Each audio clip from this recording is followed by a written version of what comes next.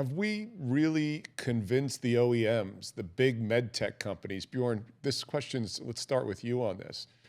So the big med tech companies have not really grown up in a digitally native environment, right? So when we think about surgical robotics and digital, especially on the surgery side, right? Not the imaging, not the diagnostic side. But when we think about the successful players in robotics, you've got an Intuitive Surgical who was born as a digital native.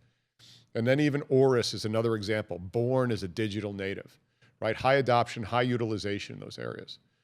Yet some of the other major strategics were not born digital natives and are trying to transition into that right now culturally.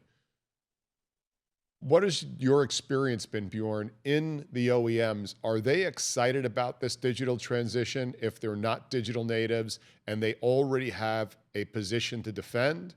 And then these emerging companies that are digitally enabling and weaponizing data to a very positive fashion, who maybe don't have a 510K or a PMA in the US pathway through the FDA, but are just doing things with data.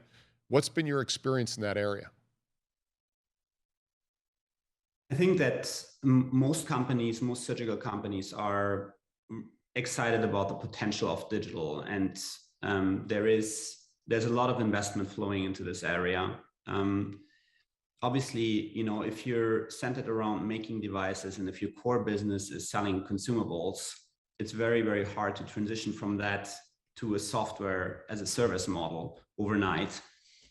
So that's point one. And point two is that there is no company, no surgical company that does it all and knows it all. So if we're talking about, this platform, this data platform approach, and especially if we're talking about pre and post-operative data as well, that's something that these companies have very little exposure to and very little experience in.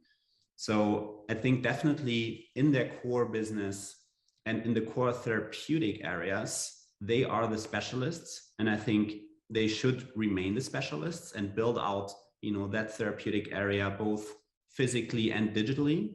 And then there needs to be another layer of companies and solutions around that captures kind of the metadata and the longitudinal data. And then it doesn't become this kind of replacement model.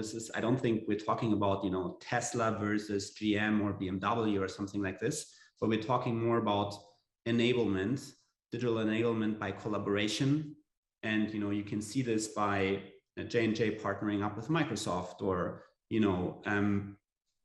we have partnerships ongoing with large data companies and large medical device companies, where you really see the synergies of this ecosystem approach playing out to the favor of both the incumbents, the established medical device companies, and the newer kind of data layer companies that are focusing on surgery.